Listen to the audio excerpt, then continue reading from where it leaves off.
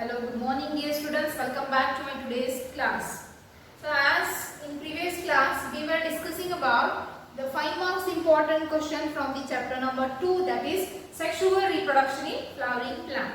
In last class we have discussed 2 important questions from the chapter 2. Okay. So 5 marks question we are discussing, and in today's class we will discuss again the next 5 marks question, important questions from the chapter 2. That is, the name of chapter is the sexual reproduction in flowering plants.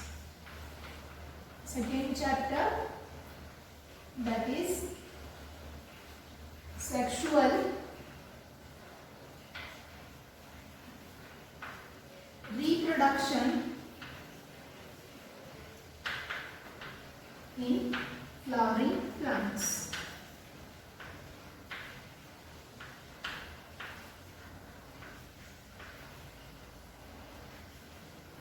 Sexual reproduction in flowering plants. From this chapter we are discussing in today's class 5 marks important questions. 5 marks questions. Okay, so this second chapter already I have completed the chapter, and now we are discussing about the important 5 marks question. So whatever will explain you and what the questions I will tell you, these are the questions which were asked in the previous examination. So we have collected the questions from the many years question papers, and now we are discussing the chapter wise important questions. So whatever the question we will discuss, you just make practice of that writing questions. Wherever the diagrams are there, draw a neat label diagram, practice to draw a neat label diagram. So for 5 marks question, if diagrams are needed and if you will not draw the correct diagram, you will not get the marks. So just remember, one thing is, for 5 marks question, to any concept, if the 5 marks question is there and the diagrams are there, you must and should draw the diagram and you have to explain the points. Okay. So in last class we have seen the 2 important questions, and now we will see the 3rd important question from this chapter. First I will write the questions and then I will explain the points. Okay. So the next question is, explain, note down in your book, explain the process of microsporogenesis. Microsporogenesis. Okay, so this is your question. So as in last class we have seen the LS of flower, explain the structure of LS of flower, it may be asked for 5 marks. And then we have seen that the structure of microsporangia. And now in 3rd question is what? Explain the process of microsporogenesis. To explain this process, you should understand the structure of the microsporangium. Okay. So microsporangium, in that what is present? The 4 wall layers are present, and at the center there is a presence of a mass of a tissue, and that is called as the sporogenous tissue. So in this process, microsporogenesis, that sporogenous tissues takes parts in the formation of the microspores. So now here we will see the answer of this question. First of all, while writing the answer for this, you have to write first the definition of microsporogenesis. What is the definition? And then you should go through the explaining process along with the diagram. So when I taught you this concept, at that time I explained this point with the diagram. So whenever you are writing the answer, you should write the answers with diagrams. Okay. So first of all, I will write here the definition. Microsporogenesis. What is mean by microsporogenesis? Microsporogenesis is the process of formation of microspores or pollen grain through meiosis is called as the microsporogenesis. I will write the definition here. The process of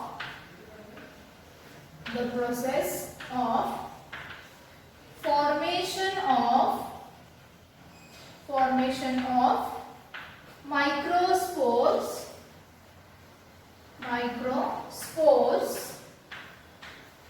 or pollen grains by by MMC. MMC through meiosis.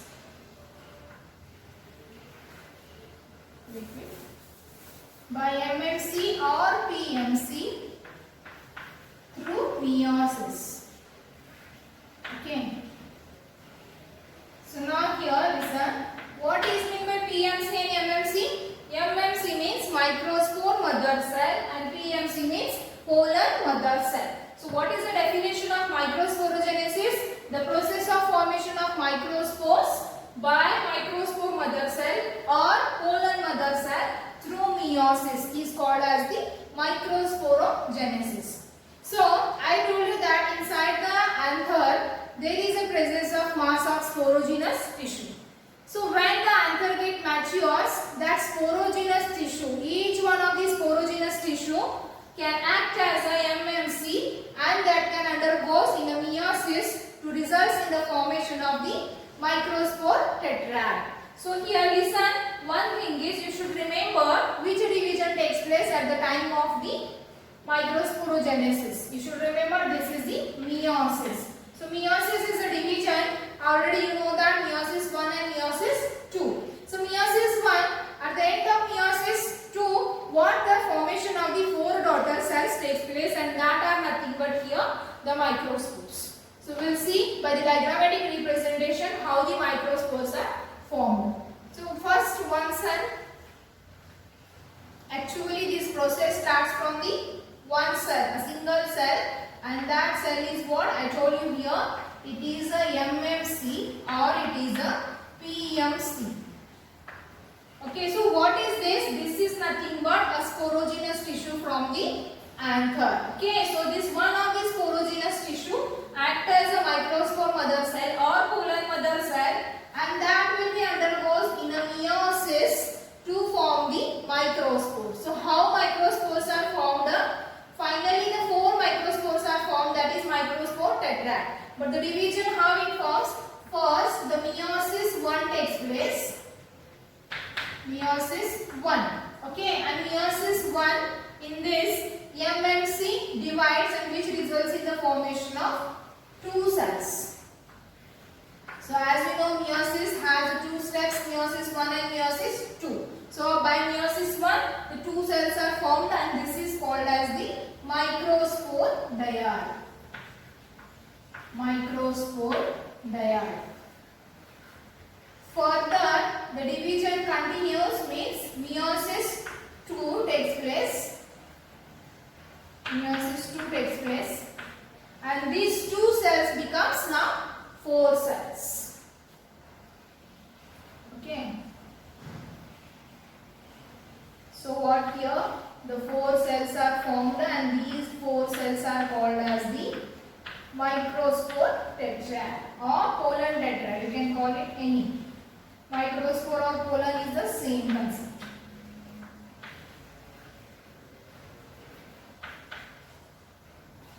Now next what happens? This is the process of microsporogenesis.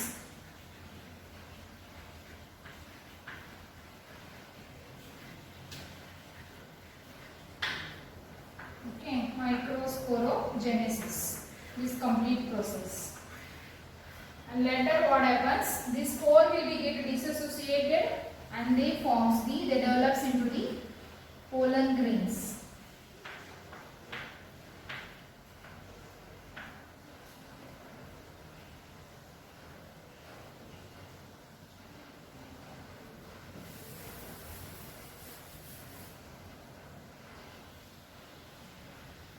Each one of the microspore gets separates. This is microspore.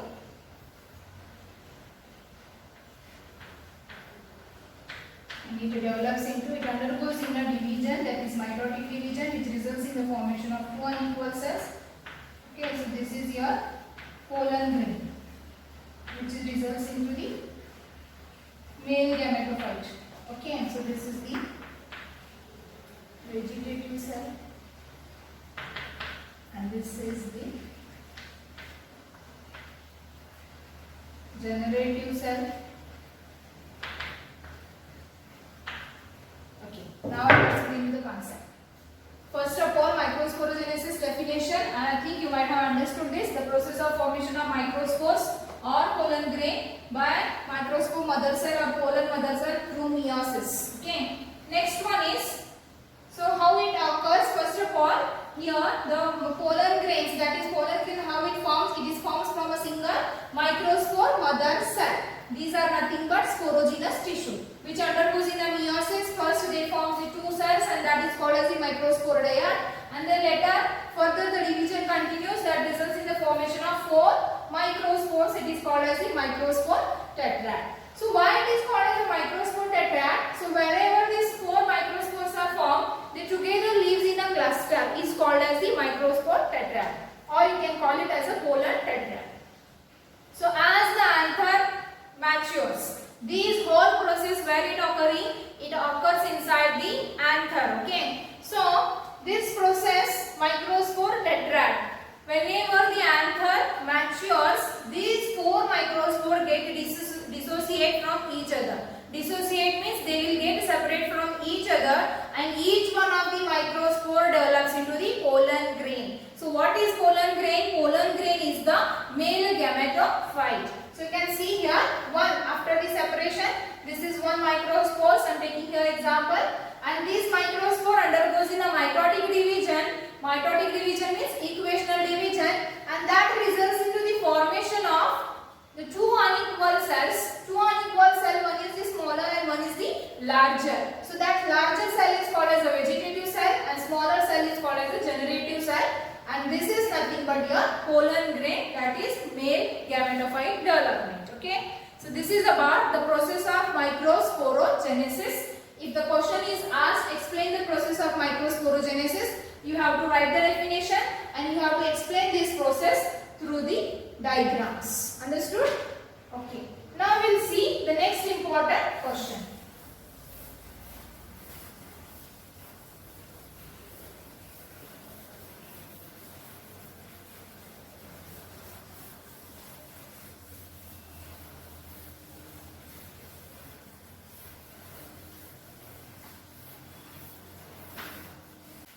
So this is the process, that is microsporogenesis we have discussed. Now we will see the next question, that is question number 4 in 5 marks questions. Okay. Question number 4. So next question is describe the structure of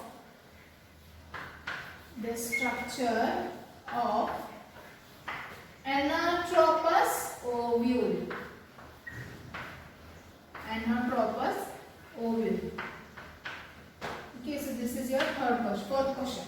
So anatropous ovule in the angiosperms means it is nothing but the megasporangium.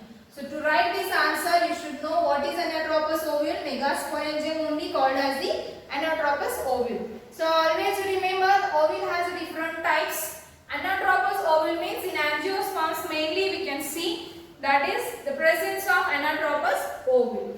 So ovule is also called as megasporangium. You remember, I write here in the bracket, the ovule is nothing but it is a megasporangium.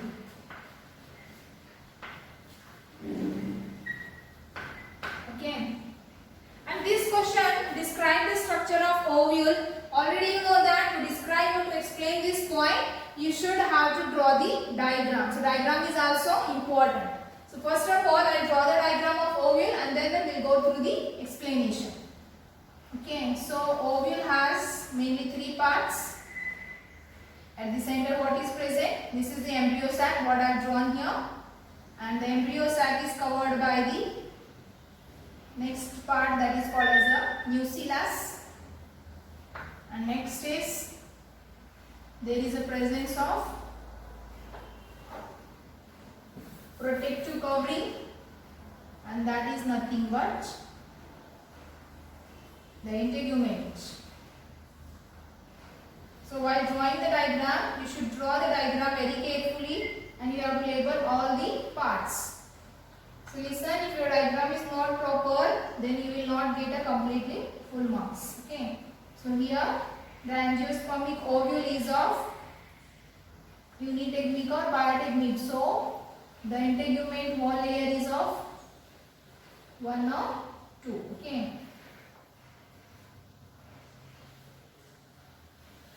So this is the structure of ovule. Now I will label all the parts. So without label, the diagram will not consider and diagram will not get full marks. So whichever the diagram you are drawing, you should draw the diagram with labels. Okay. Now I will write here. This is the stalk of ovule. It is called as a funicle. And this region is called as the hilum. Okay, next this one is the integument.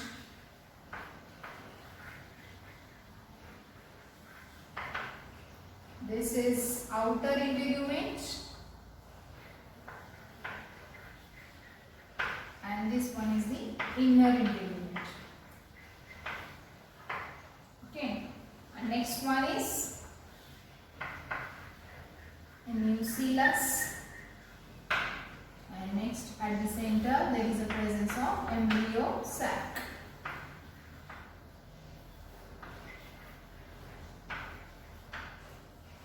Okay, this is the structure of the anatropous ovule and that is megasporangium. Now we will see what are the explanation or what the points you have to write for this question. So this diagram is necessary and then you have to label at least these parts. Okay. So first of all we will start with this funicle. One part, that is funicle. Here you can see a cylindrical stalk-like structure. It is called as the funicle. First, before going to see the structure of ovule, you should know where the ovule is present. So ovule is the megasporangium that is present inside the ovary. So as you know, the gynoecium, female reproductive structure, has the 3 parts: stigma, style and ovary. So inside the ovary, what is present? The ovule is present. So this funicle is a stalk-like structure which connects the ovule to the ovary. Okay, so ovule is connected to the ovary wall through this structure which is called as the funicle. And next one is the hilum. So hilum is a region. The hilum is a region where the ovule, body of ovule is connected to the stalk-like structure, that is funicle. So this region is called as the hilum. Okay. And here remember the point is the angiospermic ovule is unitegmic or bitegmic. It is unitegmic or it is also bitegmic. So what is unitegmic and bitegmic? The protective wall layer is present in the ovule, that is integument. If one wall layer is present, one integument is present, then it is called as a unitegmic. Uni means one. If the 2 layer is present, it is bitegmic. So in this we can see here the inner and the outer integument, 2 integuments are there. So it is called as the bitegmic. Understood? And next is this ovule is differentiated into mainly 3 parts. First one is integument. Second one is the nucellus. And next one is the embryo sac. The 2 more parts are left to write here. This is the first I write here. This is called as a micropyle, or you can write it as a micropylar region. So exactly opposite to this chalaza. Okay. So what is micropyle chalaza? I'll tell you now. First of all, the integument. Okay, this is the first part of the outermost part of the ovule. Its function is the protection. So the integument is, the 2 integument is present, outer integument and the inner integument. So this integuments is not completely covered to the nucellus of the ovule. We can see it leaves a small opening at one side, and this small opening is called as the micropyle or micropylar region. And next is exactly opposite to this micropylar region. This region is called as the chalaza, or you can call it as a chalazal region. This is about first integument. And then next one is the second part, that is nucleus. So this is the nucleus is the region, it is present in between the integument and the embryo sac. This is your nucleus. Okay, nucleus is present in between the integument and the embryo sac. So nucleus is filled with the reserved food material. Okay, this nucleus gives the nourishment to the ovule. And next one is at the center there is a presence of the embryo sac, which later the embryo sac is nothing but it is a female gametophyte, which later gives rise to formation of female gamete. So at the center the embryo sac is present, and this is also called as the female gametophyte. So you can observe here there is a presence of 7 cells inside the embryo sac and 8 nucleus. 3 cells are towards the chalaza and 3 cells are towards the micropyle, and here the 2 cells fused and it forms the 1 cell. So totally 7 cells and 8 nucleus are present. So this is about the structure of anatropous ovule, and that is nothing but the megasporangium. I think you understood this question. Okay. Now next we will see the question number 5.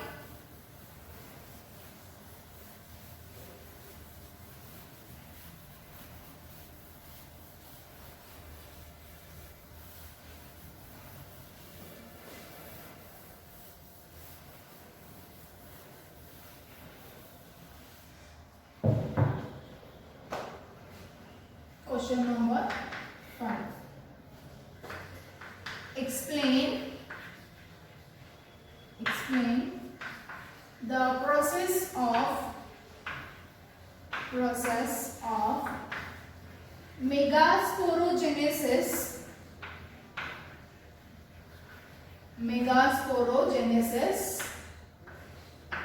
Okay.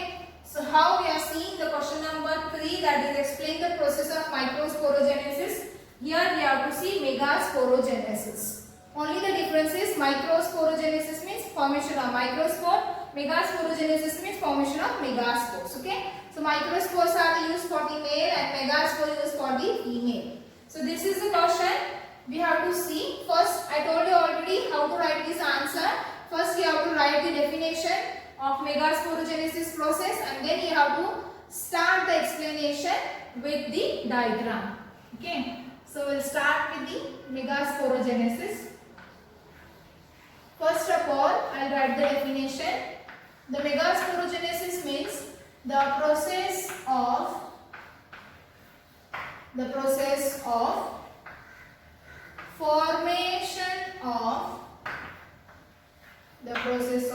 formation of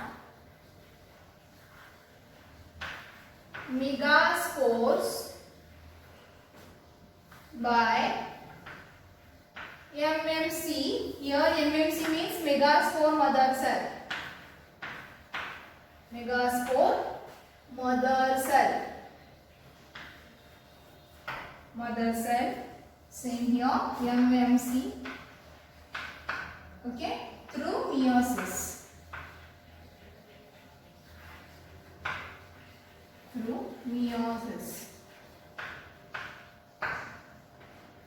What is the definition? The process of formation of megaspores by megaspore mother cell through meiosis. The megaspore mother cell means it is MMC. MMC is the concept which is same in microspore and megaspore, but what the term is that whenever the MMC comes in the microsporogenesis, we have to write microspore mother cell. When it comes in the megasporogenesis, it is megaspore mother cell. So now we will see how it occurs. So before this question we have discussed about the structure of megasporangium. Okay. So I told you the megasporangium, in that one part, that is nucleus. In that what is present? The reserved food material is present. So nucleus, the cells from the nucleus, each one of the cells from the nucleus can act as a MMC. Okay. So as I told you, the cell sporogenous tissue becomes microspore mother cell. Similarly here, the nucleus tissues or nucleus cell, it becomes megaspore mother cell. So how it occurs? See, I will draw the diagram here. Suppose this is what the nucleus is present surrounding to this. Okay, so these are the nucleus tissues. So from this one cell, it can act as a MMC. MMC means what? Megaspore mother cell. And what I have written here, it can be takes place this process by which division?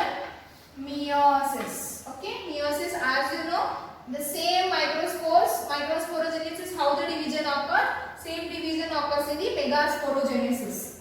So this MMC divides and which forms how many cells? 2 cells. Here what happens? Meiosis 1.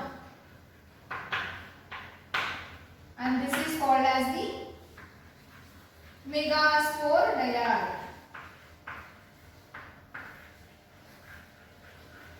Okay, and then meiosis 2 continues. Meiosis 2 continues. This 2 cells becomes now 4 cells. Okay, and 1, 2, 3, 4. And here it is called as the megaspore tetrad.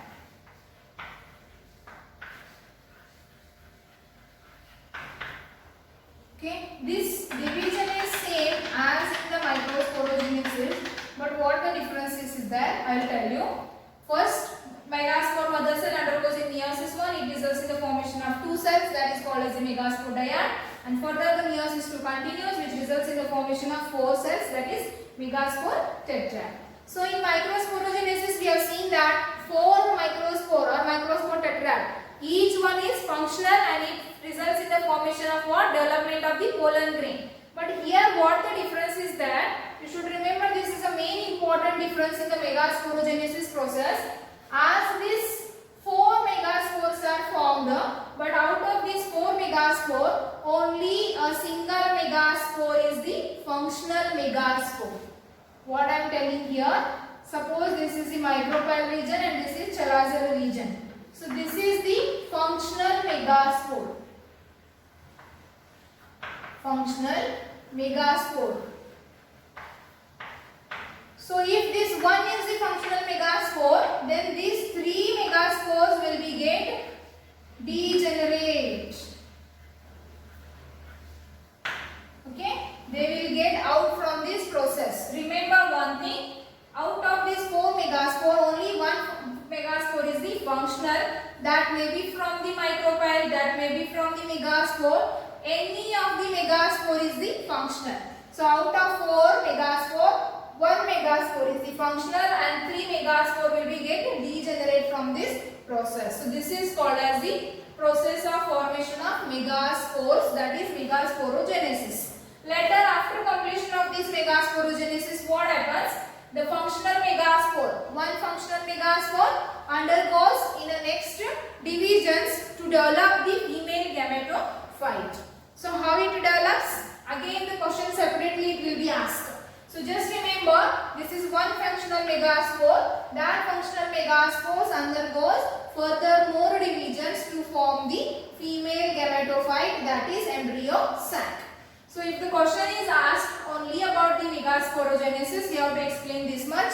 If the question is asked, explain the development of female gametophyte. So that process is different. I will explain in next class. Okay. So these are the 3 questions what we have discussed in today's class.